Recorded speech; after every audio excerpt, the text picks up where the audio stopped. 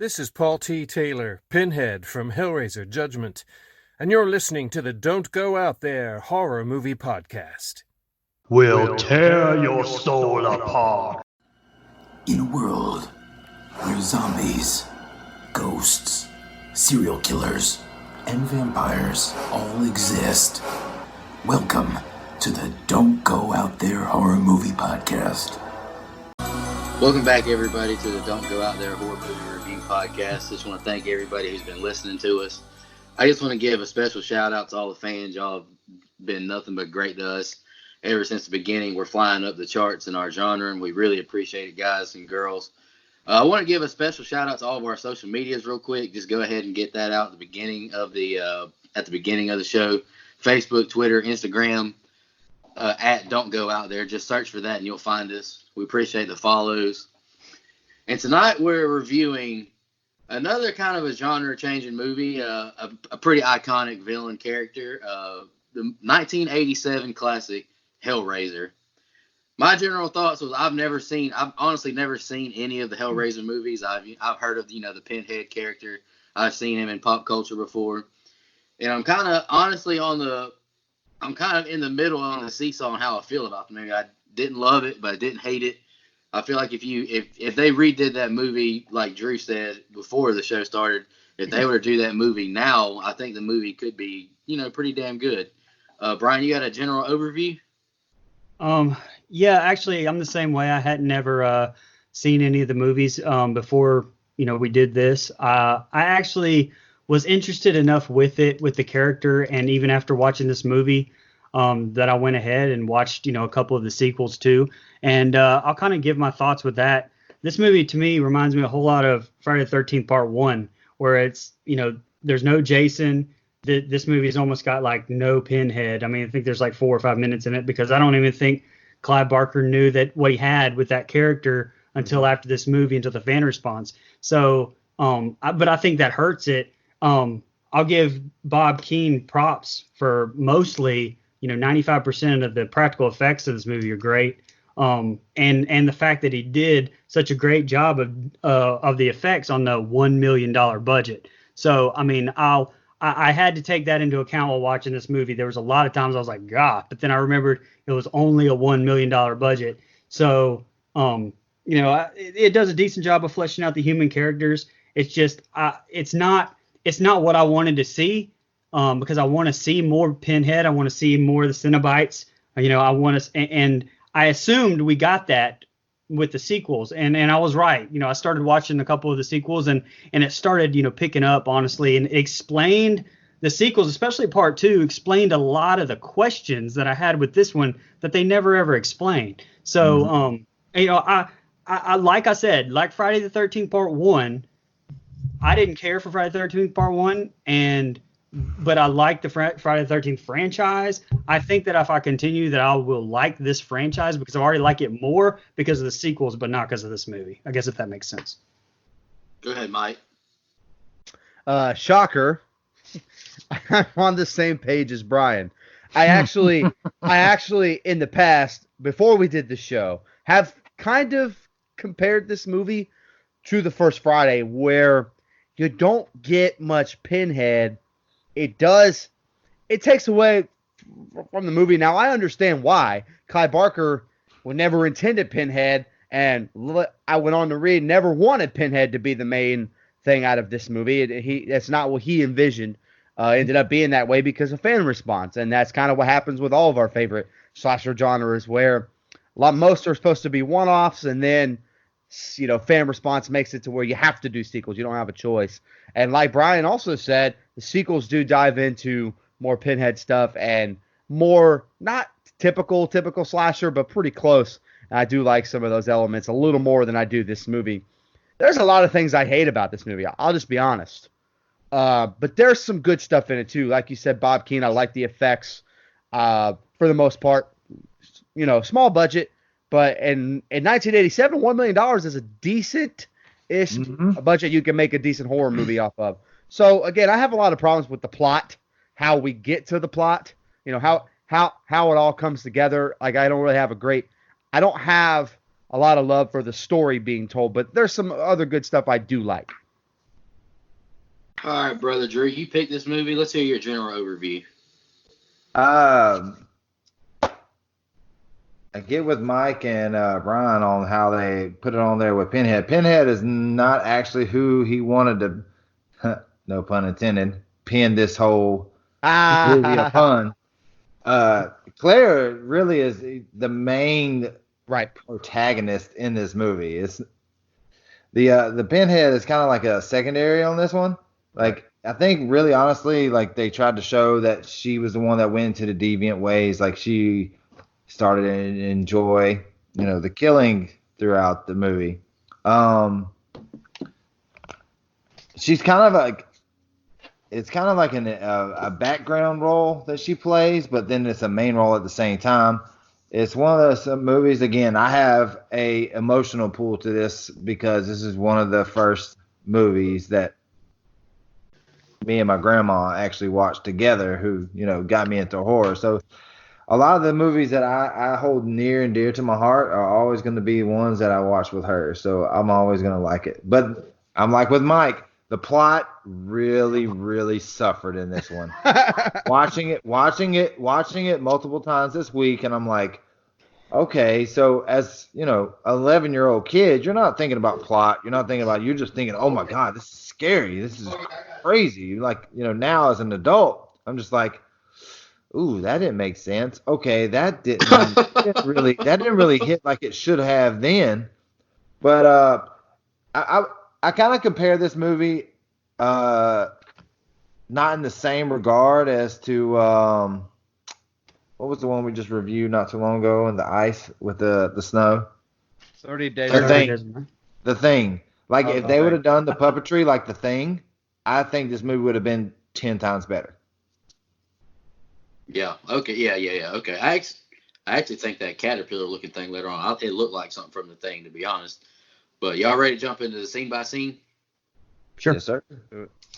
The film starts with Frank Cotton. He's buying the puzzle box from a seller in Morocco. And after he gets this puzzle box, he's sitting Indian style and surrounded by candles, and he's solving this puzzle kind of like a Rubik's cube or whatever. And as it opens, it shows a bunch of hooks like go into his flesh, and you see him scream, you hear him screaming. And now the room he's in, it transforms, and you see all these chains with flesh hanging from them. And then you see Pinhead. He's putting this face together, and I thought the face getting put together was kind of a cool look. Yeah. And it looked awesome, to be honest with you. Then the room, it just goes back to its normal, look after the puzzle box returns to normal. Now we're at the house with Frank's brother Larry and his wife Julia. The two tour the house. I wrote down there's weird statues everywhere. There's a big Jesus statue. Larry, he finds this ashtray full of like maggots and roaches crawling out of it. Then his daughter Kirsty calls and says she's found a room. She doesn't want to move in with him. She doesn't really like his wife Julia. Julia finds pics of Frank doing some sexual stuff with women. And then, they start talking a little bit more, and, Larry just convinces her that they want to move in, and Larry says they're going to move all in on Sunday. That's just the kind of the opening two scenes. Mike, do you want to go first on that? I don't. Man, I know I didn't take a lot of notes during these scenes because I kind of just felt like they were setting up for stuff that comes down later. What I will say is this is kind of the start of the problem in this movie for me. I know it's early, but I'm just not a fan of the writing direction that they take. And when you're not a fan of the plot of a movie, like how we're getting to the climax, it moves slow for me. This is a short movie. An hour and 30, like right on the nose, is not a bad runtime at all. But in these first couple scenes, I'm kind of like, because the first time ever watching it, I'm expecting a Pinhead slasher. It's just, I probably should have looked into it a little more. And then I'm watching this and I'm like, well, what the fuck is this? And it's not that it's bad. It's just not for me. Although, I don't know. I don't have a ton of notes on those first like 3 or 4 scenes. No, I'm with you because, I went into the movie blind as well. And then, the very opening scene, you see Frank sitting there. Then you see Pinhead. You're like, all right, we're going to get a Pinhead movie. Right. Not quite. Not quite. Go ahead, Brian. What's your thoughts on the opening stuff? Yeah, that's what I was going to say is that you get Pinhead right off the bat, but it like teases you with him and boom, you don't even get him to the end of the movie. And that's kind of where I'm at with this. Like the first hour of this movie, I really don't like at all. And then it gives you about, probably 25 minutes or so of really good. I'm like, all right, fine, this movie's great. And then the very, very ending, I hate. Just spoiler alert. I don't. They definitely shouldn't have done what they did. But I like I said, the practical effects were really good, especially at the beginning. Like it actually felt that room with all the meat and like it just felt gross, which is good. It's just I felt like the effects. I know $1 million was a lot of money back then, but it's still not as much money as this movie needs for what it wants to do. I guess if that makes sense, because a lot of movies like take any of the early Friday the 13th, for instance, were really low budget, but they didn't really feel low budget to me. Like this movie really like felt low budget because you get the 80s CG Masters of the Universe type puzzle box like lights, which were just like, man, yeah. I mean, it takes you out of it all these years later a little bit. The I will say Claire, the actress Claire, does a really good job if you can get past her 80s hair and makeup of letting you feel like that she's hiding something based on her act. So she does do a good job of leaving you hints and just the way Yeah. that the faces she makes, you can tell she's definitely hiding something there. I did like the daughter Christie's character. She's in I think four of the Hellraiser movies. So I think I liked her. Her acting had a lot to be desired in this one, but I will say it does get better moving forward. She reminded me a whole lot of Heather Langenkamp, but didn't quite have the acting chops right off the bat, if that makes sense. Speaking of Christy, hello. Sorry. Before you go, Drew, I just want to touch on something Brian said. He brought up the budget with only $1 million. I mean, to be fair, 4 years later, a movie we just did, Silence of the Lambs, that movie had $19 million budget, and it had Right. nowhere near the kind of effects this movie had. So I can definitely see why this movie struggled, budget wise with its effects. Go ahead, Drew. What are your thoughts on the opening scenes? Well, I'm gonna reply on that because Silence of the Lambs did not go into supernatural. So the budget and what it did is two totally different things. Like Silence of the Lambs did not need a supernatural, things that goes in it, but 19 million versus 1 million is a big difference. And that's like I said before we jumped on the call. I was just like, had this movie actually been put out now, like the concept of this movie being put out now would have made it 100 times better than it was in 1987. Not that it was terrible in 1987, but like I said, you go back to The Thing and the way they put that out and they made the monsters on that one. It just the comparison was just The Thing was a heads and a tails above what this one was.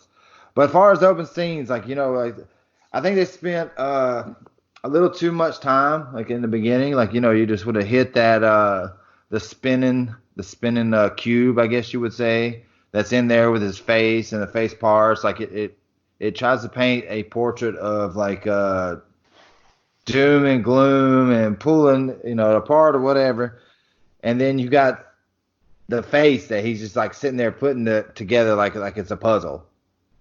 I was like, oh, okay. Seeing this as compared to when I watched it before the first time, I'm just like, oh, okay. This is an adult horror puzzle piece putting together on his face. And after that, like Brian said, it went to, it just took forever to kind of get to where it was going to go. Right. Like it took forever. I was like an hour in, and I'm like, okay, let's get into it. And like the last 30 minutes, and then like Brian said, the ending just like killed you. But the opening scenes, I was not terrible. It wasn't terribly done. It was one of those ones where it's just like, okay, it was good, nice little intro. Now let's see where it goes, and then we wait for the next two scenes.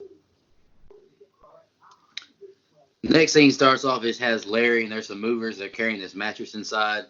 And, they're just moving stuff inside of their new house. But then it just cuts to Kirsty. She's walking like by the river. Then she's like walking up to the house, and you see like all the statues they took outside. And she walks in, and that's her. You know, that's when I found out that Julia wasn't her mom. Larry brings the movers some beer, and you know Kirsty's trying to make coffee, but like the sink kind of like explodes all over her face. The faucet all messes up. And, you know, Julia's upstairs looking at these pictures again. She tears a picture of Frank to where you can only see just Frank. She tears the woman out. She has a flashback to when she met Frank, and I wrote down there's a really loud score as Julia goes to the attic. She goes back to the flashback of Frank when she has an affair with him. He cuts her top off with a knife, and then I just wrote, "Dirty bitch has an affair on her husband, with her husband on top of her own wedding dress." Larry cuts his hand. Larry cuts his hand as they're moving the attic up on this big nail, and he drips blood throughout the house. And I just wrote it seemed like a pretty excessive amount of blood. I don't know if you bleed really that much. I wrote the words clotting disorder. So yes, I did the same thing. The blood is saturates into the floor, and you see like the small little heart form underneath the floor. They leave to take him to the hospital. Then I thought this was kind of a cool scene. Like limb by limb, this body the floorboard starts shaking, and this body arises from the attic floor. And it forms piece by piece, but the body has like it doesn't have a lot of flesh on it. It has no skin. And now we're at dinner with the parents and Kirsty and her boyfriend Steve and some other friends. You know, they're just talking, drinking, having a good time. But Julia, she looks really uncomfortable. She's smoking, not really doing much, and she just leaves to go to bed. She goes upstairs and she hears noises. She goes into the attic and she sees this skinless corpse. And it calls her name. She tries to run away, but this corpse like crawls to her and shuts the door and says, "Help me, it's Frank." And she can't believe it. He says Larry's blood on the floor brought him back to life. He tells Julie he needs more bodies to be healed. And then, you know, Kirsty goes upstairs to use the bathroom, and she sees Julie, and she looks shook. Drew, do you want to go first on those two scenes, man? I'll say this, like, right off the bat, like, you can tell they put the main focus on, like, what's her name? Julia. They put the main focus on Julia's obsession with Frank in these scenes right here. It's just like this, like, right back, and then like her obsession just with him and like what he did to her, like how he changed the way she thought about life, I guess you could say. I'll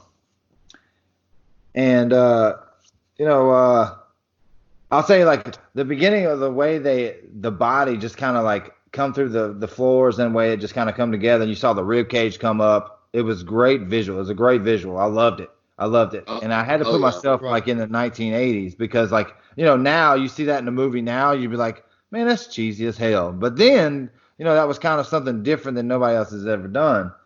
And so I really like that. Go ahead, Brian. So the first note I have, like, on this group of scenes has, you know, I wrote down, I was like, oh, so Kirsty, you know, kisses her dad on the lips. And I said, which I thought was a little weird, right up until she goes right into her future mother-in-law banging her Uncle Frank with a switchblade. So I was like, oh, okay, well, that's way less weird now. The cut, how the scene like cut in between the sex scene with Frank and Claire, and the movers grunting to move the mattress up the stairs. That so was lame. I was like, man, that's so weird. Like, it was just, I said, Clive Barker must have some really deep-seated Stephen King weirdness shit going on for sure, because that's the least of the weird shit probably that goes on in this movie.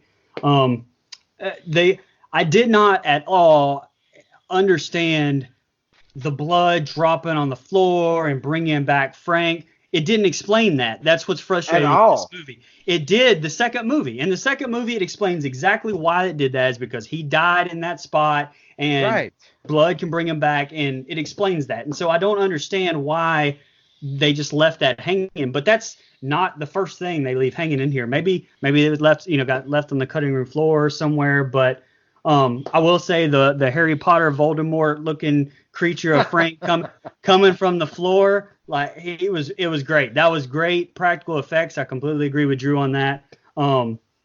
The dinner scene, it was, man, that was really, really bad. So it went from like that great scene into the dinner scene, which was, the cuts were really weird. There was unrealistic conversation. The dialogue was really terrible. And so I was just, that wasn't great. But this group of scenes did end on a high point when it cut back and you find out that Voldemort was actually Frank. And it was great, great makeup.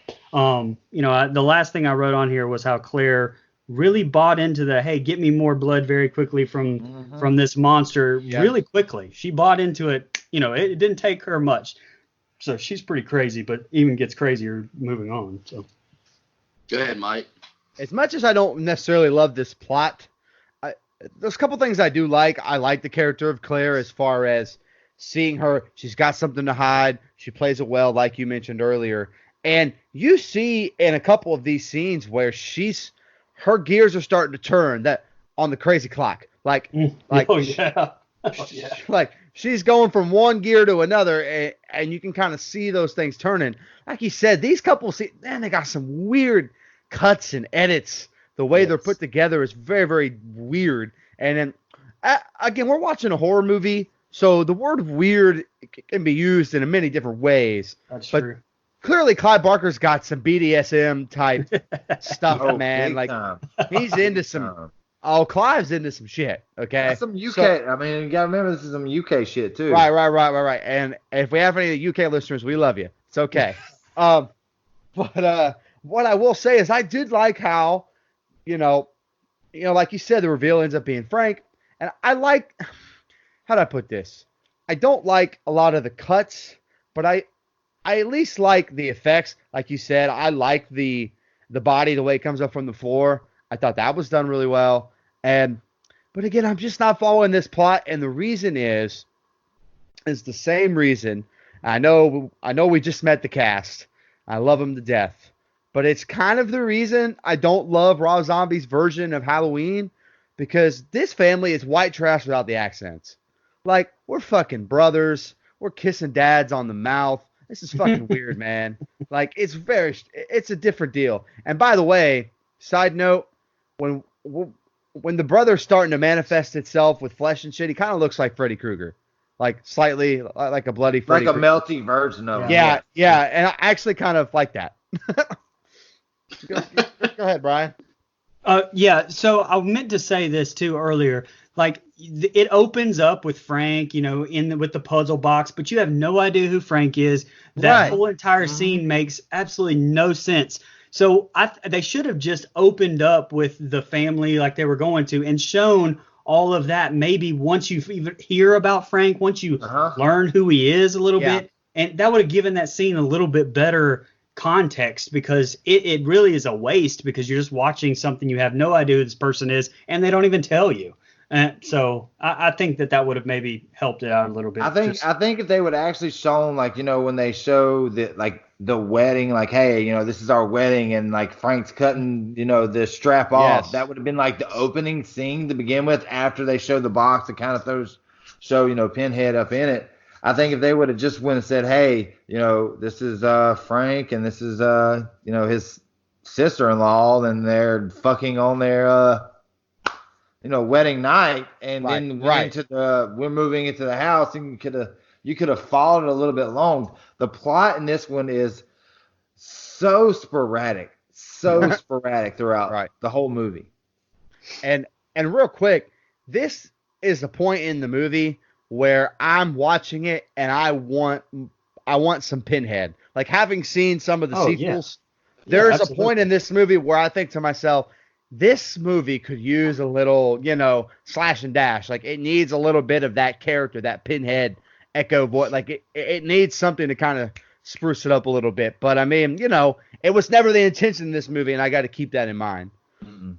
Well, they didn't even know what to do with him in the second movie, to be honest with you. Like, there was a lot more Pinhead, and I liked the second one a lot better, but it almost made him a good guy. And so, I mean, he wasn't even, near the bad guy in that one either. So, Brian, I don't think they knew what they had at all. There's not a slasher franchise out there that for some fucking reason has not tried to make their villain a good guy. I'll never understand it. Freddy's a child molester. Michael Myers and Jason are cold-blooded murderers, and Pinhead is a fucking demon. So what are we doing? But he's an angel. He's a demon and an angel to some. Okay, he's a demon, goddamn. The next scene it shows Kirsty and Steve. They left the dinner. They're walking to I think Steve's house, and he asked, "Why don't you just stay there?"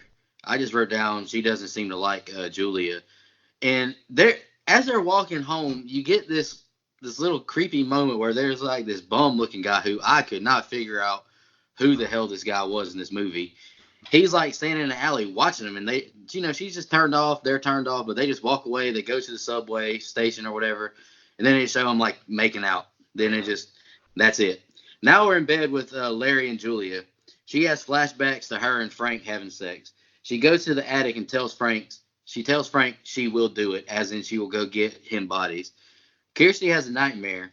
She sees this body covered in like white sheets, blankets, and then you get like this noise of like a baby crying in the background, and you just see this body, like it looks like it's just like, shooting blood all over these sheets. And she wakes up, she's freaking out, and Steve's like wakes her up like, what's going on?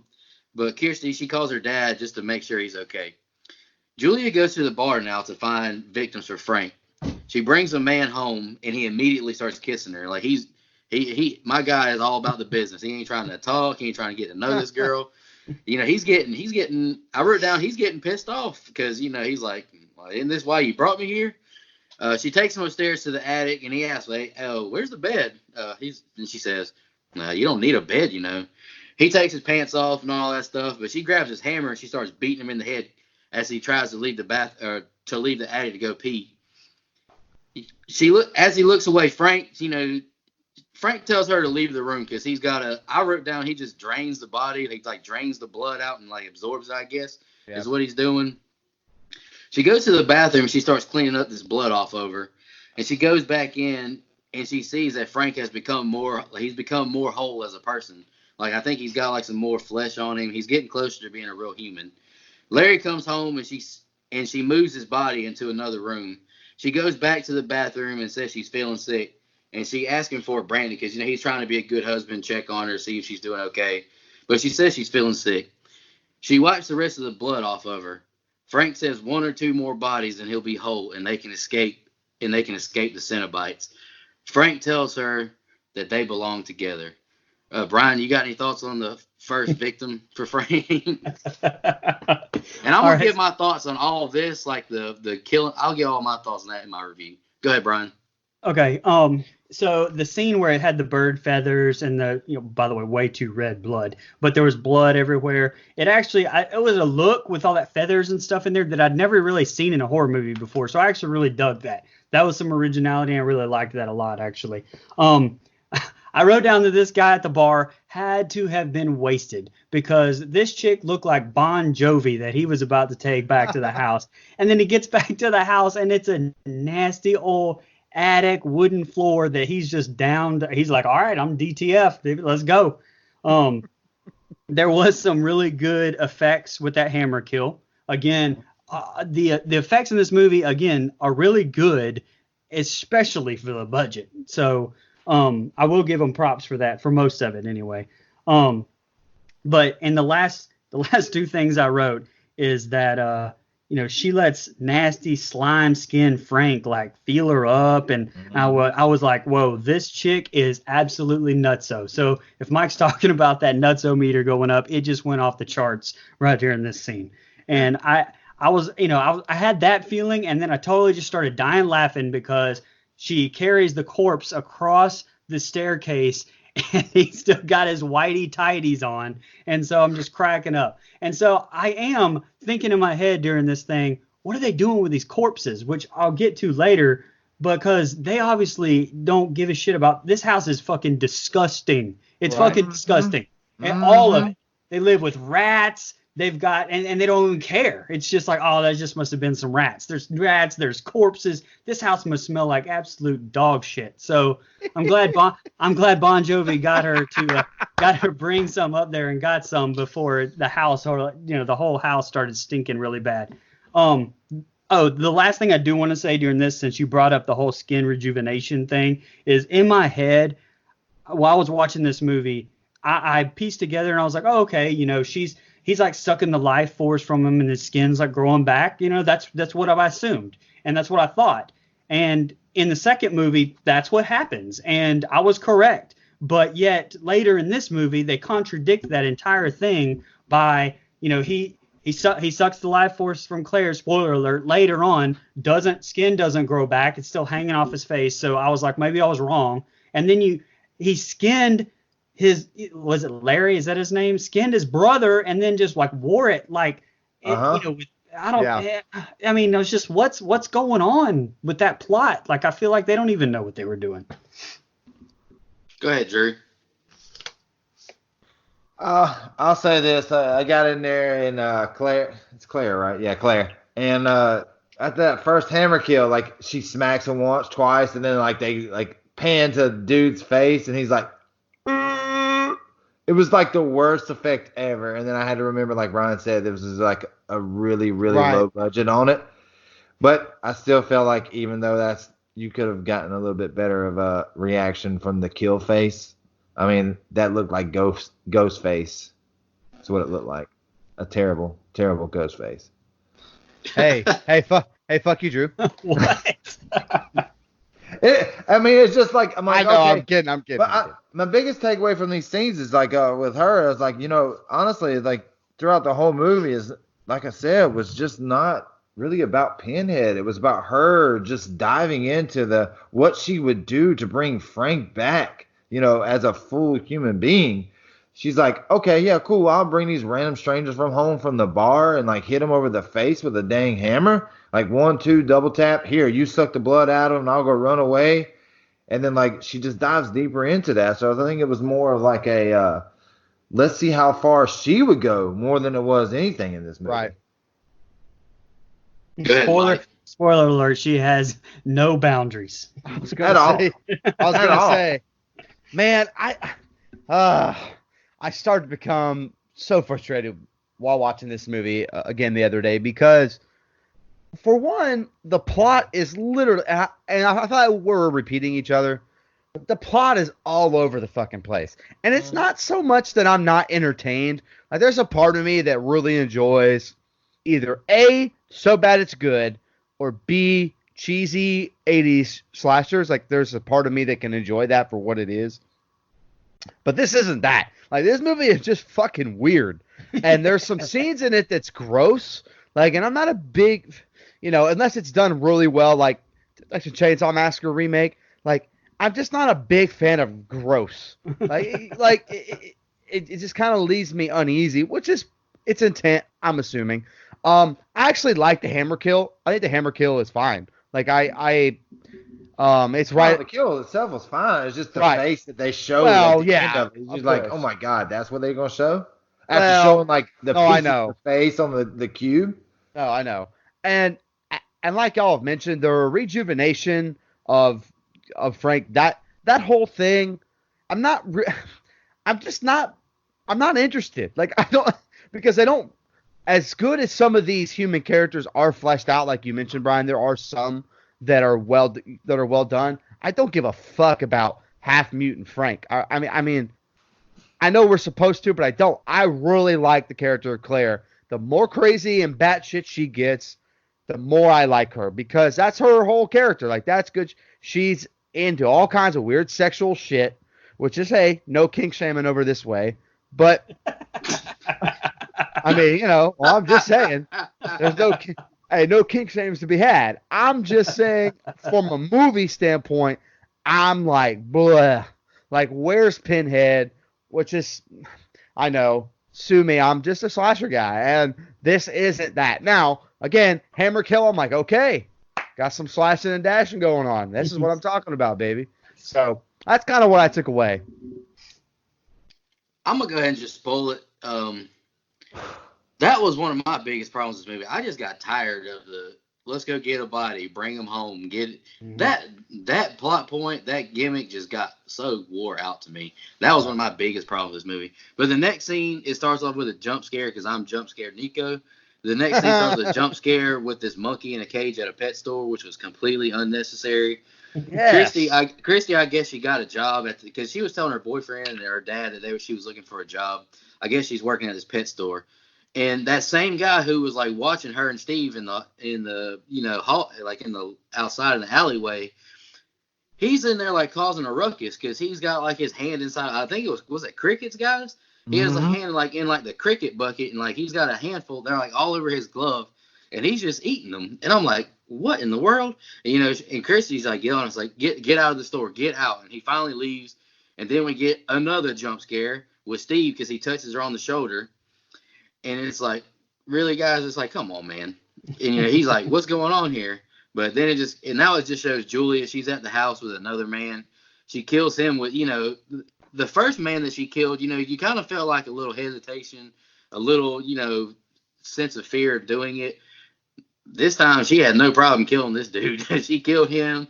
She looks like she's ready. Like, I'll go get you another one. And then, Frank absorbs him too. And then I just wrote LOL, no skin Frank, he's smoking now. And now she's like, she wants an explanation of like what's going on. So he shows her this puzzle box. He tells her of the pain and pleasure he experienced with the Cenobites. After this, Larry and Julia, they're watching boxing on the couch, and he hears like these beating noises upstairs. She doesn't want him to go up there. She's like doing everything she can to like prevent him from going into this attic. She starts kissing him. She's doing, she's throwing, the sex stuff on him. But he insists on going to see what made that noise. He opens the attic door, and he says it's probably just a rat. And like Brian said, they're just cool with having rats all in their house. Yeah, they're cool. And it showed kind of a cool visual of these mice nailed to the wall. The couple, they go into the bedroom, they lay down, they start kissing. You think they're about to have sex. But, Julia, she's laying there, she's looking around. She sees clues that Frank is in the room. And Frank, he opens the closet door, and he comes out. He's got this knife in his hand. And he takes it, and he cuts, like, the top of his mouth off of him. Like, he cuts, like, the top half of this mouse off of its body. And she's trembling. She's freaking out, scared. And then Larry, and I wrote down, it's kind of weird because Larry just kept kissing her, like, on the neck and everything while she's freaking out. Like, what is, like, dude, do you not have, like, any self-awareness of what's going At on? all. No And then eventually, self-awareness at all. Frank disappears. And, then Larry gets over, he's like, what's going on? I'm confused. I thought you wanted to, have sex or whatever. I was like, I don't know what's going on here. Very confusing stuff going on here. Brian, you want to go? Yeah, sure. Look, there's no fucking reason for cricket fucking eating guy to be in this movie. There's no reason whatsoever. There is, he eats the crickets, and I'm thinking, all right, well, this is ridiculous, but all right, is there going to be some explanation coming on later? There's no reason for this dude to be anywhere in this movie, so it makes absolutely no sense. So to me, that's terrible writing.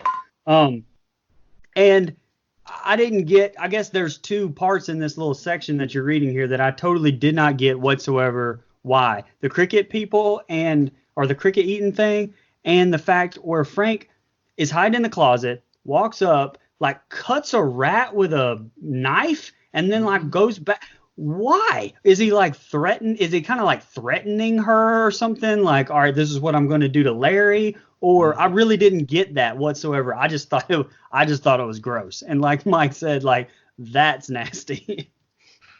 Yeah, that's kind of a good point. It's like, was that like a threat, or like was he like saying, if you do anything with Larry, I'll just kill him now or something? Yeah, it just kind of confused me. And Larry just kept kissing her like while she's like she's laying there like she was saying no a lot of times. And she was obviously not into it, but he just kept. He's like, maybe if I just keep kissing her, she'll get into the mood. Go ahead, Drew. What's your thoughts, man? Like the cricket guy, I thought was hilarious. Like he's got the crickets on the hand, and she's like, "Oh, put them back," and he just like looks up there and just starts eating them. Just like, yeah, I'm gonna put them right back after I start eating them. Like I didn't understand why. Like, and then you really don't even see this guy again until like at the very, very end of the fucking movie, and it's still, even then when you see him then, it still doesn't make no damn sense. No, not at all. I think Clive Barker was like, what's fucking gross right here? Let's have somebody eating crickets, and for absolutely no reason whatsoever. Straight for gross factor. Like the whole way through, he's just like, and I don't know. Like, it's like we said at the beginning. it started off, it was good, and then it's like, okay, it takes a good hour or so to get into it. Yeah. And then you're like, the last 30 minutes is great, and then you get let down again in the last 15 minutes of the movie. So, like, I think it's almost like this movie right here should have been a sequel versus I'm starting this franchise off with, like, the first movie. It should have been, this movie should have been a second instead of a first. Something that I honestly wish I would have done is watch the original trailer for this. I should have watched the trailer before I actually watched the movie, because I watched this movie on Amazon Prime Video, and the cover of it that they show is Pinhead, and it says it'll tear your soul. So, but the movie doesn't have a lot of Pinhead, so I really wish I would have went and watched the trailer before that. And like you guys said, I have no idea what this bozo cricket eating guy, like, what is his role in this movie? Like, it doesn't establish anything about him except he's just there. I don't get it at all. But the next scene starts off with Larry and Kirsty. They're at dinner together because Frank didn't kill Larry. He's telling his daughter Kirsty that he's basically just venting and complaining because Julia doesn't ever want to leave the house with him. And so he asked her to stop by and try to be friends with her. Maybe that'll make her lighten up some. Frank tells Julia to bring another one so he can become whole. And as Julia is bringing another person home, Kirsty's going over, to meet with Julia and hang out and try and become friendly with one another. Kirsty sees him bring another man home. She gets him upstairs into the attic. She hits him with a hammer. Frank attacks him, but Kirsty sneaks inside. She goes upstairs. The guy Frank attacked and Frank come out of the attic door. Frank tells Kirsty that who he is because he doesn't look like Uncle Frank, obviously. And then he tells her that she's beautiful. He pushes her against the wall. Let me flip my page real quick, guys. But she actually, she fights back. She punches him like through his like gut because there's no skin. She like punches into his flesh, and she falls to the ground when she grabs that puzzle box. And Frank is like, "Hey, don't mess with that box." And she's like, "Oh, so you want it?" So she throws it out the window. And then, she goes outside and she escapes with the box. As she walks away, she's reliving what happened. And I just wrote down a couple of nuns walk past her and they don't do nothing. Real nun-like of you nuns. Kirsty, she wakes up in the hospital. She tries to get up, but almost passes out. And the doctor and the nurse don't really answer her either. And it was kind of weird to me. The doctor, I wrote down, he looks like discount Lionel Richie. He gives her the puzzle box, and they lock her in the room. She's begging to call like her dad, but they won't let her. They'll eventually will let you. Don't worry about that. She starts spinning this box around like a Rubik's Cube, and she finally solves the puzzle. And the wall of her hospital room opens, and she goes to check it out in typical white girl fashion, as I wrote. Then I wrote a creature that looks like it came from the Thing. It looks like a big caterpillar kind of, but it's got like a scorpion tail. It starts chasing her down this hallway. And then she falls down. But when she falls down, she's back in her room with the closed wall. Then the lights kind of go out, and you see like the cracks in between the tiles. They light up. Then smoke starts to fill the room. Weird noises come from the TV. And then a Cenobite appears. And then Pinhead and another Cenobite appear. Pinhead says opening the box summons them. She says it was a mistake. He says she must come with them and experience their pleasure. She snitches on her Uncle Frank, saying that he escaped from you. He says, if she's lying, that we'll tear your soul apart. And I thought that was a really cool line. Drew, you want to go first on those two scenes, man? Oh, that line right there is one of probably the best lines in the whole movie. Also, I want to say this because I know Brian's a huge Ghostbusters fan, right? So when I saw the two-headed monster or whatever coming down the hall, why did I think of what's Slimer? Yeah, But in Slimer. pink Slimer. fashion. Yeah. I was like, this is Slimer coming down the hall chasing after him in pink instead of. I mean, this is where I was like, man, they could have done such a better job, and it kind of let me down here. And this is again like what I was talking about, like watchability from then to now. It fell flat on me. It fell flat on me. This right here, like running down the thing, she just happens to. She reaches this. It shows like at the end of the hall, it shows this door, like, oh, like that just has to be where she has to go to get away from this monster. And then she gets there and it's not there. Then you hear the sound of it again, and then all of a sudden here comes Pinhead and his, two minions, to hold her or whatnot. Go ahead, Brian. What are your thoughts, man? Will tear your soul apart. Okay, so sorry. Mike's the impressionist. No, that was much better than I would have done. I'm so glad you did it. I'm so glad. Look, this is where the movie starts picking up for me. Yeah. This is the little section that I like. Yes. But I will say okay. First off, where the hell did Claire go? The entire sequence with Frank and Kirsty right there. That to me, I don't know. She wasn't even in that whole scene. It was really bizarre. It was I don't know. I guess she ran off to another room or so, I don't really know. But I thought that was kind of bad writing. But the monster chasing, as much greatness as I talked about the practical effects, I thought the monster really didn't look good at all. But I also think that probably has to do with it was probably a lot darker and it was intended to probably be a lot darker, but all these HD transfers that we've had probably shed a lot more light on that thing than was meant to. So that's where I will kind of say that's probably it, because I mean, all the Cenobites to me look great, and I know this is the first time. I think this is the first time that you're really introduced to the Chatterer. Is that? I think that's right. Cenobite's name. The and Chatterer. I actually kind of like that character. I really like that dude a lot. I think he's great. So yeah, of course, me and Mike have the same favorite Cenobite. Anyway, that's it. That's where I'm at. Go ahead, Mike. Nah, I actually really like the Chatterer. Like I would have rather the whole series continued with the Chatterer. Although I do like Pinhead in some of the sequels, so I'm not shitting on that. Like y'all said, this is kind of the part of the movie where I'm at least interested to see where they're going, what they're doing. I feel like the effect shot that you talk about with the two-headed pink, Slimer ripoff, I feel like some of that is the direction. They got the camera a little too close to it, and so because of that, I'm like, oh, this is it looks like fake throw up almost. And the battle for the cube was so terrible. Right. No, it's not good. And I hate to, again, 1987, I try to keep my standards low, but even in 1980s, I've seen some other 1987 movies that have a low budget that do a better job than this. So I really don't want to hear that. And again, there's just I like how'd I put this? I like some of the hospital stuff. I think it's fine. Like I said, I like the Chatterer. Pinhead, the line that Brian delivered so perfectly. I enjoyed that. There are some things here and there. But to me, this is okay. This is my number two sin in the movie besides being boring. Like my number two sin is being all over the place. Mm-hmm. I'm having a really difficult time, and maybe I'm just an idiot. I'm having a really difficult time following what the story is at this point. For sure. What am I watching? That at this point, it just kind of seems like a collection of a bunch of different shit.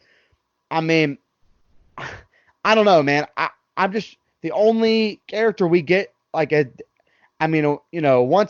I know we're not there yet, but there comes a point where I only care about Kirsty. Kirsty, sorry. And even then, damn, dude, I don't know. I just feel like this is way all over the place. It's why it was almost hard to take notes on it. Outside of effects, this shot was cool. This kill was cool. As far as following this damn story, it was fucking difficult.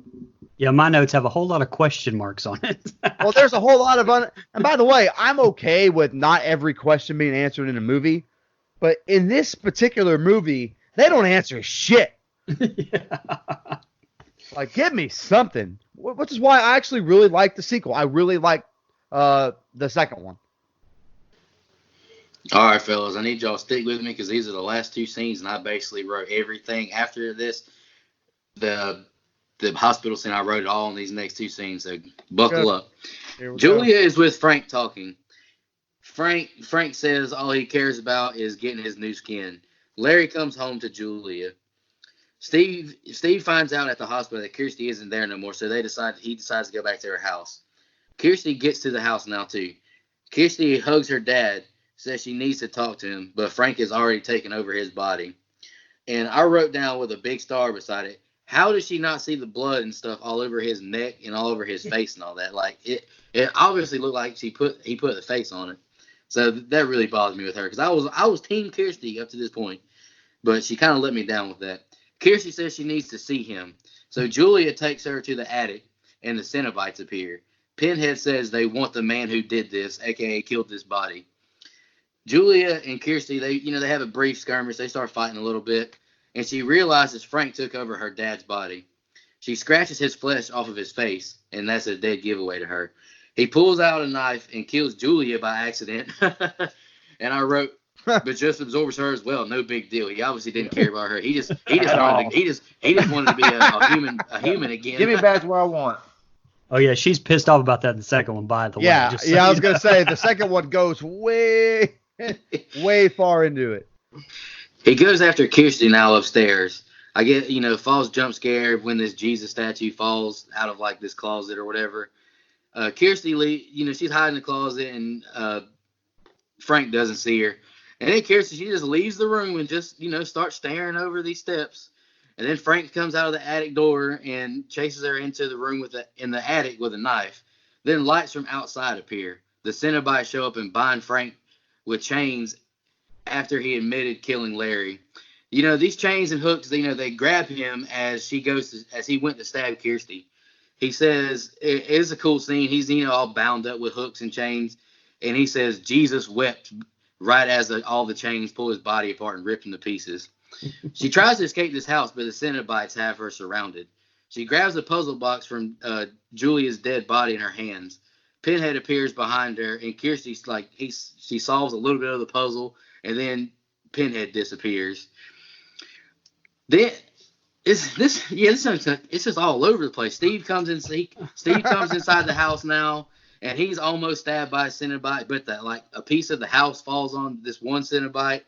They open the door, and that, I put in quotations, the thing-looking creature starts chasing them. It grabs Kirsty and tries to grab the puzzle box. Then Kirsty finally gets the box to close all the way. The creature disappears, and Steve and Kirsty finally get out of the house and leave. Now it just shows Kirsty and Steve. They're around all these little fires, and Kirsty throws the puzzle box into a fire. And then that guy from the alleyway and the guy who was eating the crickets, he appears out of nowhere. He grabs the box and catches on fire, his beard and his clothes. It all catches on fire. Then, a huge WTF moment, he becomes I wrote down a dragon-like creature. It just flies off. And then the film ends with the original guy who sold the puzzle box giving it to another customer. And when this movie ended, I was like, what the hell just happened to this ending? Exactly. Before I even give my thoughts, I don't necessarily want to go first. I just want to say at the end of that movie, as that fucking bone dragon, or it looked like a velociraptor that you would see in a museum. That's literally how it looked. And, well, here's the thing: the face that Kirsty made was the same face I made. Bitch, what the fuck? Yeah. She had the same look on her face that I did watching the movie. Man, y'all go ahead. I have some more thoughts, but y'all go ahead.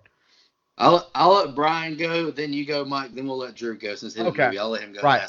Go ahead, Brian. Yeah, man. So, Kirsty, come on. First of all, writers of this movie, come on. Yes. You do not have to freaking make it look like, you stapled his, Larry's face onto Frank's, and it's all bleeding all on the cross, and Kirsty never even questions it whatsoever.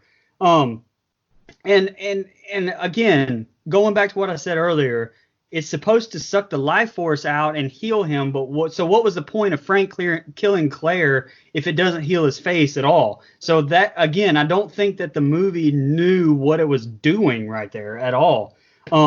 I wasn't sure. I wrote down, obviously I answered it later, but I wrote down, are the Cenobites restricted to only this room with the box? What are the rules? Are there rules established here or what? Because,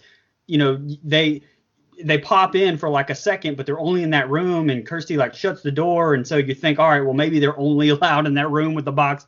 I'm not sure how the whole rules work, but they sure as hell didn't explain it to you whatsoever. But then again, like I said, they pop all over the house, but I don't know if that's because she carried the box around the house. I'm not really sure at all, and that's something that's not even explained in the sequel, so I don't know how that works either. I have a nice little note that I said earlier about how nasty the house is, where now we're finding corpses in rooms with rotting apparently, and just disgusting. To me, I know Drew, you can't see it, but I know Drew shook his head on this line. But to me, I laughed, and it was probably one of the best lines of the whole movie when Frank's being hung up and being torn apart, and like the effects are really good. And he says, "And Jesus wept." Like that to me made me laugh, and maybe I wasn't supposed to laugh in that part, but I thought it was really good. I really liked that. But right when the ceiling fell on that one Cenobite, that should have been the end of the movie. But I think that should have been the end of the movie, and that would have been it, and I would have been fine, and it would end on a high note, and it might have gotten a little bit higher rating from me. But then it was like tried to go, okay, well, here, go into the old school horror like tropes where it's like you think they're safe, but there's a pop up of something else. Except here's a pop-up of Slimer thing that looks terrible in the light. And then you get into I was at this point like, okay, well, all right, I can deal with that. But then the skeleton dragon thing. Well, I don't know, dude. I don't know. Maybe they did some test audiences or something, and they were like, no, we need a skeleton dragon out of nowhere from the bum with the crickets, and I don't know. The ending to me is terrible. Before you go, Mike, I just want to say two things. Go ahead. The movie should have ended, or maybe not ended, but maybe, show Kirsty, after Frank's body is ripped apart, because wasn't that the deal with the Cenobites? Kirsty just brings them to Frank. Like, why? I didn't understand why they kept. I didn't understand why they said if they were like, if we're with it, then we'll let your soul go. But I guess they were a bunch of liars then. Because they're demons. They're Frank demons. Are they going to tell you the truth? They're going to get what they want out of it. Or are they angels, Drew? Which one? Both. They're both according to Pinhead. She got Frank, to admit it. So I feel like she dealt. Right. She kept her end of the bargain up. And I had another thought, but I just lost it. Go ahead, Mike. I'm sorry. If I think of it, I'll bring it up. No, man. Mike. I just can't stand the way the last 15 minutes of this movie was written. Like, it is. Look, I've already complained about this movie. My voice gave out. That's how you know. I've already complained about this movie being all over the place, but they take the one character that I've connected with on this journey so far, and then they completely dump all over it.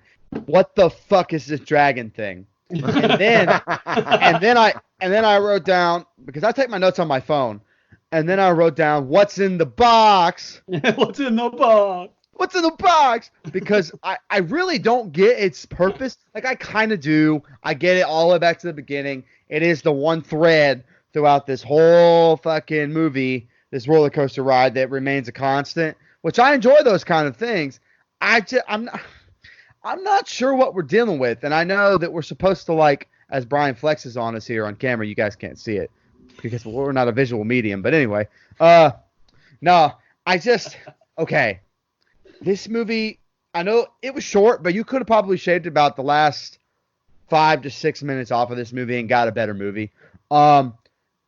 Just not, man, it's the plot. There's some good stuff here. Like, I like the way they fleshed out the human characters. I like Pinhead, but this last 15 minutes, I'm not bored. I'm mad that I'm watching it. That's what ends up happening, and I hate that when watching a movie.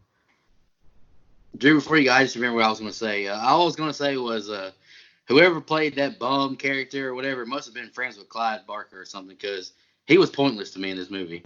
Clyde must have been like, "Hey, bro, I'll get you a role in this movie. We'll get you a paycheck, and yeah, man, I got you, bro." But go ahead, Drew. That was my only other thought.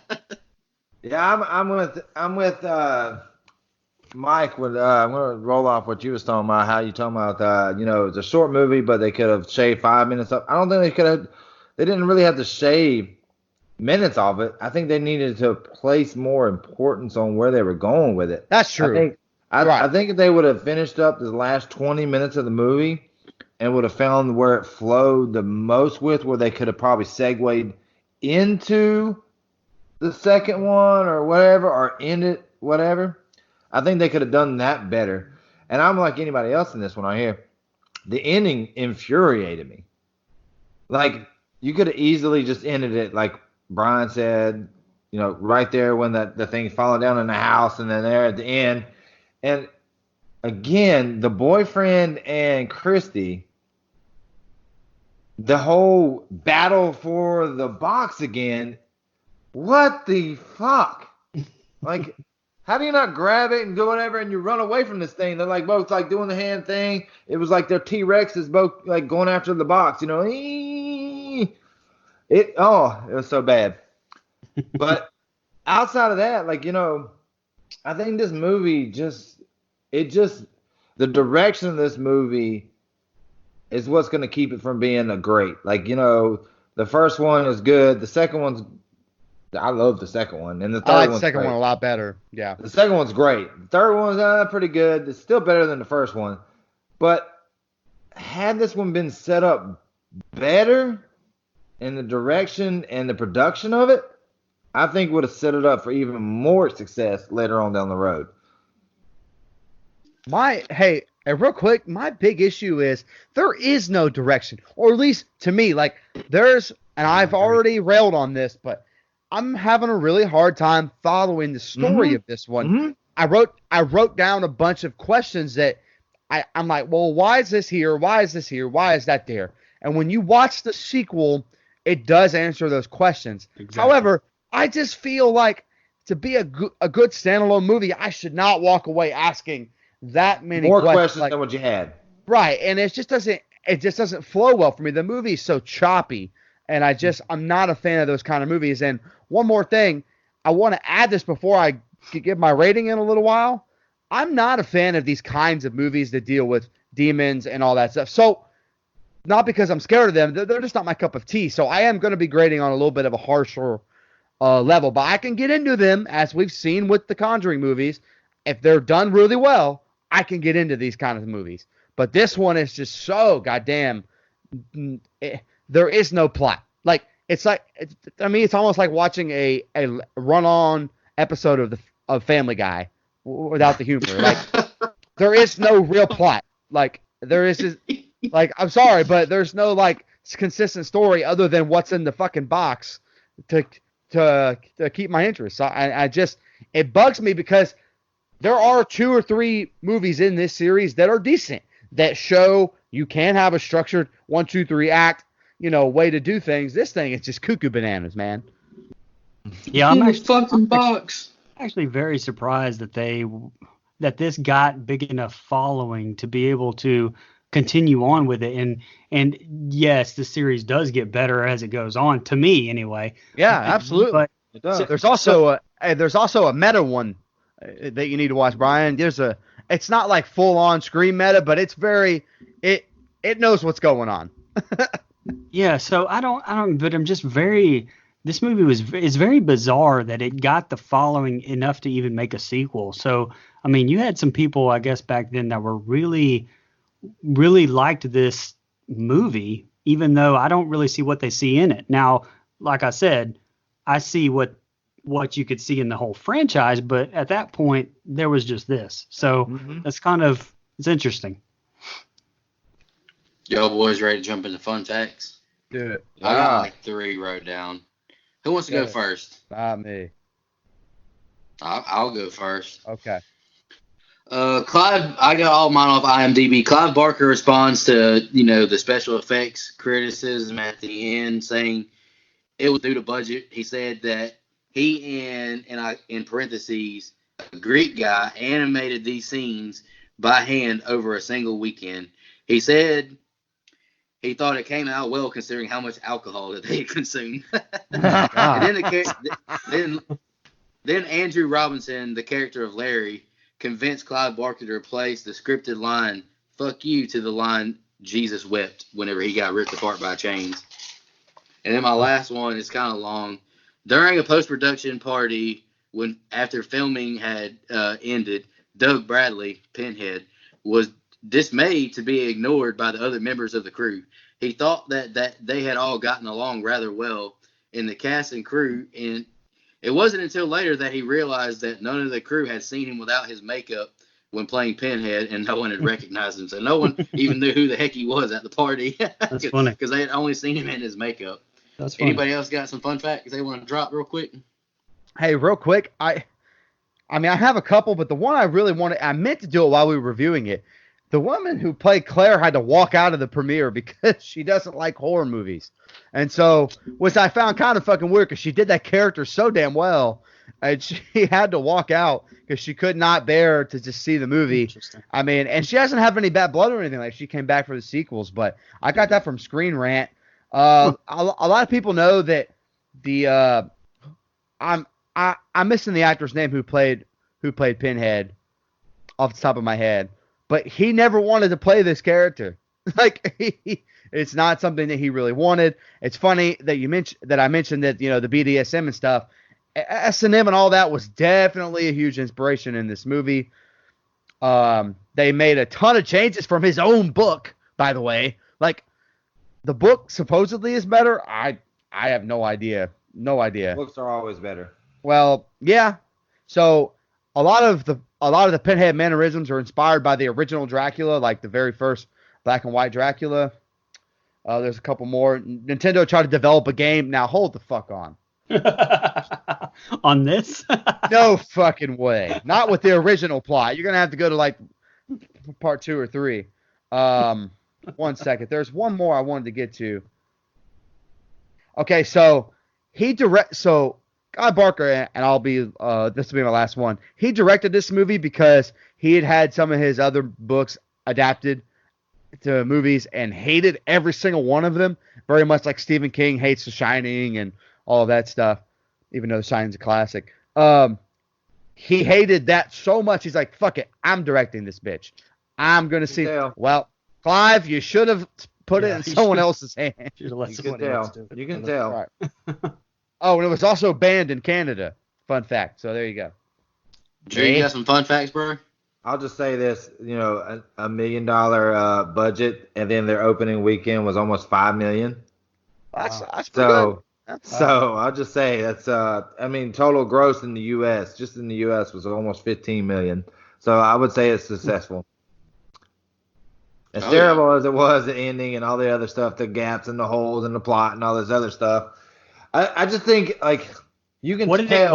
What did it end with, Drew? How much did it make at the end total? It said gross in the U.S. was $14.5 million. Wow. And the sequel only got like $3 million, I think, to make it. Man, they should have even upped that if they knew we were going to get at least 10 out of it. I was gonna say $14 million for a $1 million budget's a nice gross. Like, there's no doubt. Oh, I mean, it all depends on how much you spend on marketing and all that stuff. But I mean, it's for what you put into it, had to be considered what you would think a success. And by the way, the reason it got so many sequels is because I think so many people that went and saw this movie, and again, I was not born yet, so I don't know, but gotta think people were walking out of the theater, you know, quoting that Pinhead line. That's what got it to gain traction, and that's why the series took the direction that it did. It's literally like every Friday movie. The minute they put Jason on screen, that's when the Friday series picked up. You know, and the same thing with Freddy. Like, had you killed off Freddy, what do you do? You know what I mean? So it's kind of one of those things. If you're going to keep making them, and by the way, I'm not sure what Hellraiser Part 2 made off the top of my head, but I think it made an even more significant chunk of change. Now, there's a couple of these movies that are straight to video, straight hot doo-doo. So, you know, that for what you will. But there's some good ones as well. Well, I think honestly on this thing is like, you know, if it would have been done by like, I think an actual movie producer, I think it would have been different. I think the reason why it was so choppy is because it's from somebody that was actually, you know, writing a book. You know, writing a book and producing and writing a movie is probably like vastly different. I've never done either one of them, but I figure that's the reason why it got so choppy is because he was like, "Oh, I'm going to write it the way I want to. This is the way I see it in the book." And in Yeah. the book, it's more, you rely on the reader's interpretation of what you're putting down versus what you're seeing on screen. So it's a totally different concept. Before we jump into favorite kill, least favorite, and rating, when I was looking through the cast of the IMDb page, Doug Bradley, once I saw him, was like, I've seen him in another horror movie before, and he was he was in Wrong Turn 5, which is a really really horrible movie. He was he was like the parents of the three mutant guys or whatever, or what are they called, the ancestral hillbillies. He was like their dad. And Doug Bradley, his character of Pinhead, he was he actually benefited because that the makeup of a couple of the other Cenobites, they were supposed to have more lines in the movie, but they realized once they'd done the makeup, they actually couldn't talk. So Pinhead got their lines, and he became the famous one. So he got lucky, basically, in my opinion. But who wants to go first with their favorite kill, least favorite kill, and rating? Oh, real quick, there is a Chatterer movie. There's a Chatterer movie. Is it really? I didn't know that. Yeah, I think you have to pay for it, so I don't recommend. But yeah. What happened? Mike, do you want to go first? Favorite kill, least favorite? Man. Oh, jeez. Okay. Yeah. No, no, it's okay. I mean, is there really a difference in all the kills? And I was gonna say the kills are kind of the same. They're kind of the same. Hammer to the face, maybe. I like the hammer kill the best, so I'll just say the hammer kill is the best. First one, second one, or third one? The first one, the very first one, because after the first one, I mean, who gives a shit? It's a hammer to the head. So, though my least favorite kill, are we counting the bum turning into Skull Dragon as a kill? No, that's Why not? No. That's not a kill. He just willingly walked into this fire and decided to turn into this burning bone. Devil. Mike, they didn't know what they were doing with that character, so you can do whatever you want to with it. Sounds like, I'm about to say, they could do whatever they want in this movie, so I'm saying that's not least favorite kill. Sounds like bum suicide to me. So, what happened? What did I say? Okay, no, I'm not trying to make light of suicide, by the way. My rating on this movie, when we talked about that we're going to do this movie, and it's been on hold for a while. Sorry, Drew. I remember liking it more the last time I watched it years ago. And I sat down to watch it almost a week ago now, and I'm like, man, what the F is this? I guess just because my taste in horror changed so much and evolved into something different than when I first started getting back into it. I was just horror. I want to watch them all. To view this through this lens now, man, there's some good stuff in this movie. I like some of the effects. I'm a fan of the Pinhead character as the series continues. I just can't stand this plot. I think it sucks. This movie basically takes place because somebody wanted to fuck somebody else, which is kind of the circle of life if you think about it. But, I mean, in reality, it doesn't do anything for me. I can't ever see myself rewatching this again. I don't have a reason to go back and watch this again. And to me, that's a sin. That's my number 3 movie sin if I have a list. It's just how many times can I rewatch this film? I don't ever know if I ever need to go back and rewatch it after I just watched it as we review it. So, all that being said, Clive Barker, not great director stuff. There's a lot of stuff that I don't like. The cinematography is decent. It's not bad, but it's not good either. So all that being said, I'm sorry. I got to give this a 4. Brian shaking his head. He must have the same damn rating. No. Well, go ahead, Brian. Since you and Mike are the exact same. I'm sorry, Brian. First off, my favorite kill, I think, is both of Frank's kills, where he was torn apart by the hooks both times. So those were my favorite kills. I don't really have a least favorite kill because all the other ones to me are not really memorable. There were good effects on some of them, but they were just meh.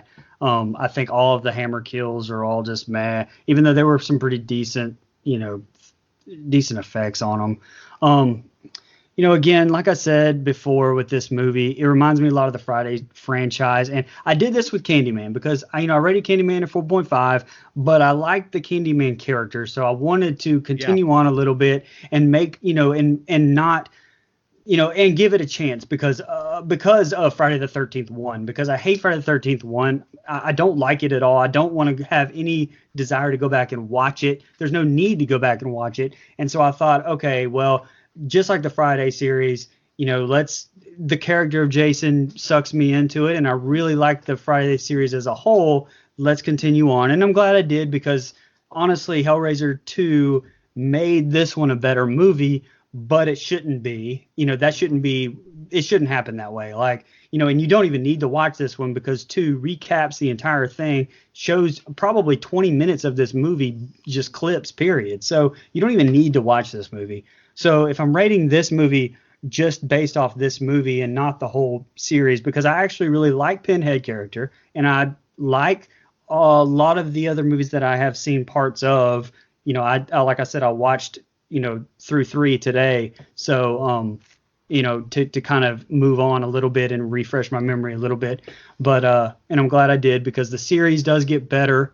If I hadn't done that, I would have probably stopped here, and that would have been a shame. But just based on this movie alone, I have a 4 written down for this movie too. So I hate that I have the same rating as Mike. I'm trying to actually change my stuff because I don't want to have the exact same rating as Mike. But here we are. So we have the same, man. But it's all right. It doesn't matter. It doesn't matter. It's bound to happen when you watch the same movie. You know what I mean? Yeah. Like, we're watching the same movie here. I'll go next. We'll let you guys, Brian. Favorite kill, I wrote the second Frank ripped apart by the hooks chains at the end.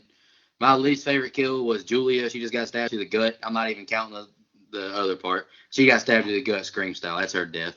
There we I go. was about to say, that's very Scream. Like I said earlier, I really wish I would have watched the trailer to this movie, because I went into this movie blind. I hadn't seen any Hellraiser movies. All I saw was the cover of the VHS, which was Pinhead. So I'm expecting a Pinhead movie, but it's not what we got. I wrote Pinhead looks cool, but there wasn't enough of him. I wrote the Frank absorbing bodies gimmick throughout the movie got old. Kirsty was a cute, decent final girl, but she had some dumb moments as well. I wrote, the dragon ending was trash. What the fuck? I wrote that. And then my last note before I wrote down my symbolism stuff. The movie has the same issues as the OG Amityville Horror. It just needed better direction, and it needed better. Like, if you take some stuff, move it around, rewrite a little bit, this would probably be a really good movie, honestly. But that was my issue. Just stuff was just out of order to me. I didn't like how it started, the middle. You need to move that stuff around. And I wrote, this movie, in my opinion, is just symbolism to the evil of chasing fleshly desires. But my numerical rating is 5.25. I liked it better than Candyman, personally. I like Pinhead, the Cenobites. Candyman was just trash. Go ahead, Drew. Well, hey, before you go, I will say I'm glad you brought up the VHS cover, because I specifically remember how awesome that cover looked when I was, we used to go want to rent movies, but I was never allowed to rent this one. But the cover was really good and really sucked me in. And ask David Goyer. He's a great writer on all kinds of superhero films, but tried to direct his own in Blade 3, and it's trash. So I think that if you're a writer, it doesn't bode well for you to direct your own movie, because you cannot look at it from a fresh take and cannot be like, okay, well, I need to change this. It doesn't really work, because you wrote it. So it's hard for you to do that. That's kind of my take on that. Brian, like you mentioned earlier, if you start this movie off with just showing the affair, then you trim up all the bringing home the bodies. If you trim that off into like just a over and over and over sequence, like, and just let that be faster, and you add some more Pinhead, this would be a 7 or 8 maybe. Yeah, it wouldn't be bad. They messed, and you get rid of that bum character. But you could combine you could combine all of those, kill, bring home the body for him to eat on it or feast on it or whatever, into almost one cutscene. Like, one Yep. where you kind of like show it has like, a score over it or something like that, where you're just kind of showing the fact that this is taking place. Like, bam, she kills one, bam, she kills another one, bam, she kills another one. Like, kind of condense it because it is repetitive and there's no need to have it in the movie almost four times. And I'm just like, man, like, Scream's one of my favorite movies of all time, but I give it shit for its kills. Like, I'm not going to sit here and tell you it has good kills. This movie don't have good kills either. And when the rest of the series is pretty much slasher-ish, they have good kills. This movie just big, flat, thumbs down. All right, Drew Chains. What's your favorite, least favorite, and your rating, brother? I'm not even gonna say a favorite and the least favorite because I feel like the most for me, like this movie to me after watching it, is more is less about Pinhead and more about what Lisa, is that her name? The wife? Claire. You know, Julia. I think Julia. Julia. That's it. Okay, Julia. good to remember. Julia. What I think this movie's more like I think that's kind of where they messed up in this one. Like you either should have made this about the descent of crazy that Julia goes into to where she goes, than it was about Pinhead. If they would have made this, more focused on her instead of Pinhead, and made Pinhead like the secondary like evil thing that come about, I think this would have hit better. But other than that, I'm gonna rate it. I'm gonna rate it a 5.5, just because the plot is so sporadic. I couldn't even when I watched it with my grandma. I was watching it from a kid standpoint, a child standpoint. Just oh my gosh, this pin sticking out of his head, and this pink bubblegum guy is like chasing this girl down the hall. So it scared me then, but like now for me, it's just like yeah, it just fell flat. But then the second and the third is definitely where the franchise should have probably started at. If you would have started at the second, it would have been a whole lot better. Go ahead, Mike. The stepmom's or soon-to-be stepmom's name is actually Julia. Okay, so I called her Claire the whole time. Yeah, well, her name is Claire Higgins. Yeah. And I looked it up earlier because I wanted to give her credit for actually doing a decent job in this movie, or at least I thought, showing character development. So, Right. big props to Claire Higgins, who played Julia, not Lisa, not Claire, Julia. So, sorry, we got we got her name wrong the entire show. You're welcome. This is showing the level of professionalism that all four of us have decided to show here. Well, if they wouldn't have put the holes in the plot the whole way through, I probably would remember the name. Yeah, it's almost like, when you have a good movie, the character name sticks. Isn't it weird how that works? Nancy, Lori, things like that. There you go. Well, when you have 50 of them, yeah, it helps too. Well, everyone remembers Kirsty because she's smoking hot. Anyway. Well, Okay. and there are 10 of these movies, so. Yeah. Hey, Anyway, I really, when I got done watching this movie today, I really didn't know how I felt. Honestly, I was like, I don't hate it, but I definitely don't love it. It was kind of just like, it was all right. I mean, it wasn't, to me, it was like, it was all right. It was decent. I was a little disappointed there wasn't more Pinhead, but I haven't seen any of the sequels yet. So I'm like Brian said, there's more Pinhead, so I'm sure they got to be better. Y'all got any final thoughts before we get out of here, guys? I'm good. no sir. Just that your suffering will be legendary. I appreciate everyone who's been supporting us. Like I said, we've been flying up the charts in our genre on iTunes. It's awesome. We really appreciate support. Wouldn't be here without you guys listening and giving us good feedback on social media and iTunes. We really appreciate it. And next week is a movie Brian's picking. I'll wait till we post it on social media because I can't remember what it is, honestly. Y'all have a good night, everybody. And Jesus wept. And just want to remind everybody to don't go out there.